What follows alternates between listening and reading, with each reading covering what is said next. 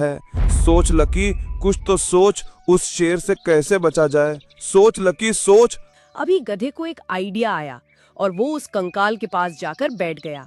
और जैसे ही शेर नजदीक आया तो गधा जोर जोर से कहने लगा, अरे वाह, कितना टेस्टी शेर का मांस है। एक शेर से मेरा पेट नहीं भरा, अभी कहीं से एक शेर और आना चाहिए, फिर मैं उसका शिकार करके उसका भी टेस्टी टेस्टी मांस खाऊंगा। और अगर मुझको 2-4 शेर और मिल गए तो मैं उनका भी शिकार करके रख लूंगा, फिर मेरा 2-3 दिन का काम आराम से चल जाएगा। लेकिन ये शेर मिले भी तो सही मुझको कहीं पर। आज कम से कम मैं 2 शेर तो खाकर ही रहूंगा, चाहे कुछ भी हो जाए। जब शेर सिंह ने उसकी बात सुनी तो उसके तो पसीने छूट गए। अरे ये क्या, मैं पहली बार देख रहा हूँ। मांसाहारी गधा ये हमारे जंगल में कहाँ से आ गया? ये तो डायरेक्ट शेर का ही मांस खाता है।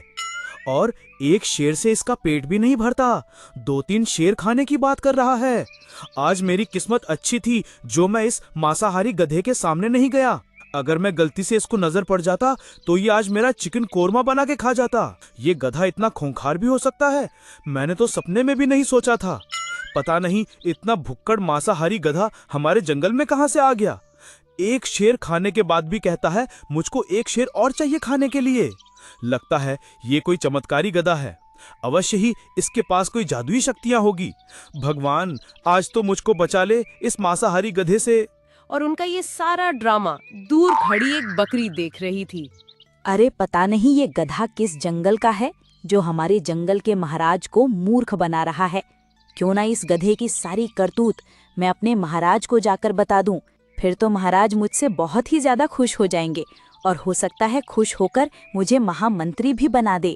और फिर सारे जंगल में मेरा अलग ही रुतबा होगा, सब जानवर मुझको सलाम करेंगे। और फिर बकरी शेर की तरफ चल पड़ी। लकी गधे ने बकरी को शेर की तरफ जाते हुए देख लिया और वो सोचने लगा, अरे ये बकरी शेर की तरफ क्यों जा रही है, वो भी इतनी जल्दी में? कहीं ऐसा तो नहीं बकरी ने मेरा प्लान पहले से ही सुन लिया हो और वो शेर को बताने की फिराक में हो। अरे देखो तो सही, इस चुगलखोर बकरी को कैसे ठुमक ठुमक कर चुगली करने के लिए जा रही है।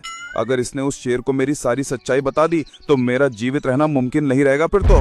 बकरी ठुमक ठुमक कर शेर की ओर बढ़ रही थी और वो घबराए हुए शेर के पास जा पहुंची। अरे शेरराज, तुम यहाँ पर घबराए हुए क्यों बैठे हो?